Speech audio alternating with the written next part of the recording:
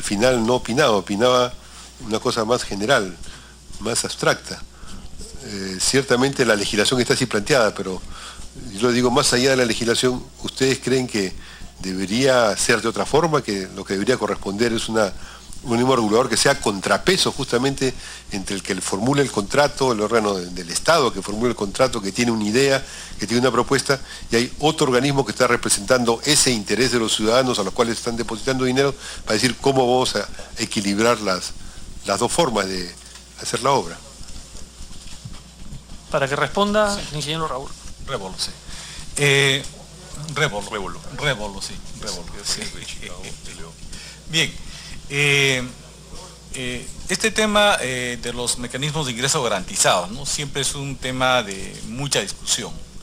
Entonces, un poco entiendo que finalmente, digamos, esto quedó aceptado o aprobado mediante una ley aquí en el Congreso. Ahora, los fundamentos, vamos a decir, económicos, por los cuales debe existir un mecanismo de ingreso garantizado, sí o no, es tal vez, digamos, lo que uno podría tener una opinión personal sobre este tema, diría yo.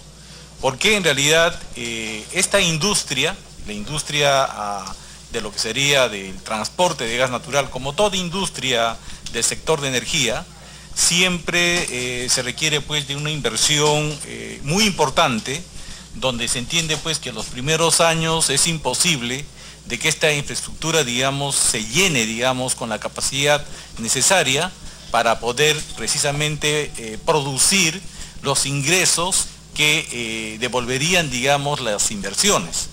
Entonces, todos conocemos que la experiencia que se tuvo también con el tema de TGP, ¿no?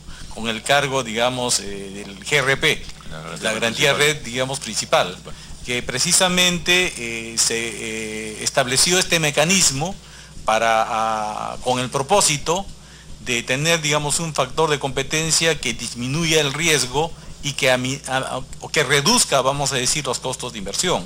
Entonces se entiende que cuando el ducto ya, digamos, se llena, se retira, digamos, el mecanismo, porque sencillamente los ingresos van a provenir, vamos a decir, por el transporte, por el uso de la capacidad. Ahora, en este proyecto entendemos que el gasoducto subperuano, igualmente el problema que está detrás es la demanda. No hay una demanda capaz de llenar este ducto, digamos, rápidamente.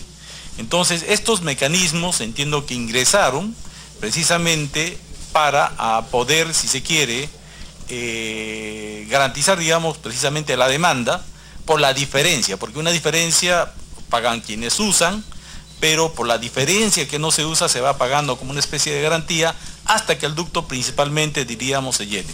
Pero detrás de esto hay un componente que también tiene que ver del lado de los usuarios. ¿Por qué como usuario, en general en el país, convendría promover el uso, por ejemplo, del gas natural? Precisamente porque la generación eléctrica con gas natural es mucho más barata que la generación, vamos a decir, con petróleo o con diésel. Mientras de repente en la generación con diésel podríamos estar pagando unos $300 el megavatio hora, en la generación por gas se está pagando $30 por megavatio hora. Entonces, haciendo el balance, vamos a decir, general, la proyección a futuro de lo que va a consumir el país y con qué tipo de generación, la más económica, la que se debe emplear, en todo caso conviene el gas. Entonces, hay una decisión. Promover, digamos, el uso del gas natural para generar electricidad barata o sencillamente no hacerlo. Entonces, el tema queda claro que es mejor utilizar el gas. Y lo que ha pasado precisamente, por lo menos a nivel de Latinoamérica, el Perú a nivel de los precios de generación siempre ha tenido un, diríamos, factor competitivo de una tarifa, diríamos, bastante económica. Y eso va en favor de la industria, en realidad, la industria nacional, porque tiene un insumo más barato, somos más competitivos. Es por ello que entiendo yo que este debate que se dio en su oportunidad, diríamos, en la legislatura, sopesaron todos estos aspectos y vieron que era conveniente precisamente implementar este mecanismo para precisamente, diríamos, si se quiere, respaldar o tener, si se quiere, la demanda o la capacidad para que se puedan hacer estas inversiones. Esto es desde el punto de vista económico lo que le podría decir. Sí. Congresista Gamer.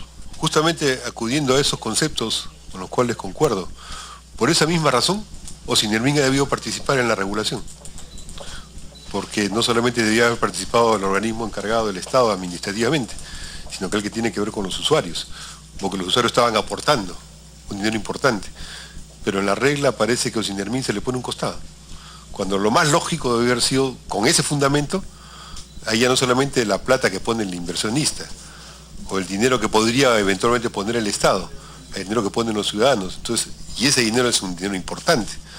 Entonces, ¿quién fiscaliza esa parte de manera más directa? En la práctica ha habido una contabilidad, pero no una fiscalización. Ha sido prácticamente excluido Ocinermin de cumplir esa competencia.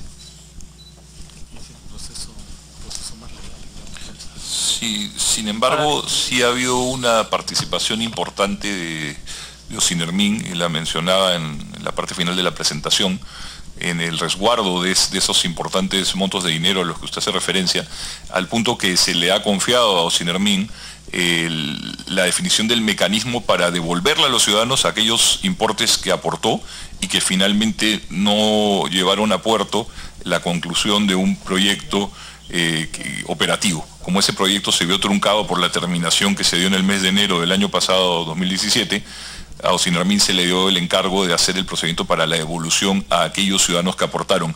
Y ese procedimiento ha permitido que en estos meses de enero y febrero los usuarios hayan recibido la devolución de ese importe. Que de repente si Ocinermin hubiera tenido capacidad de participar directamente no hubiera sido necesaria la devolución, porque no hubiera habido la estafa. Esa es la pregunta. Porque si se estaba creando un mecanismo por el cual los ciudadanos iban a poner dinero, iban a aportar, y Ocinermin tenía que ver con eso, pero en el fondo no tenía capacidad de control sobre el punto, estaba excluido del tema. Entonces, al final le dijeron, ya, ahora tú devuelves. Pero de repente hubiera sido mejor que en la propia actividad del contrato, sobre esos temas, Ocinermin hubiera tenido capacidad de intervenir, de decir, a ver cómo es, yo represento a alguien. El que representa al Estado es el MEF, representa los fondos públicos, pero representa a los ciudadanos que tienen este nuevo mecanismo, viene a ser Ocinermin, que tiene no solamente para después devolverle, sino para velar para que eso se haga. De repente, si hubiera habido eso, no la exclusión, hubiera sido de otra forma la historia.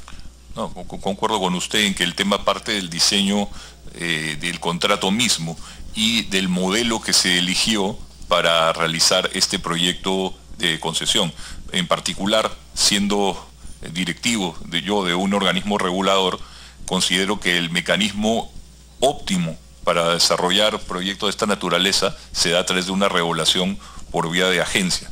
Pero cuando se da vía contrato y este contrato sale de otros poderes del Estado con un determinado diseño, entonces nuestra participación, sobre todo con las reglas vigentes en aquel entonces, que como ya se explicó han variado, se veía reducida a temas muy puntuales. Ciertamente bajo otro diseño creemos que hubiéramos podido tener un rol como entidad mucho más activo.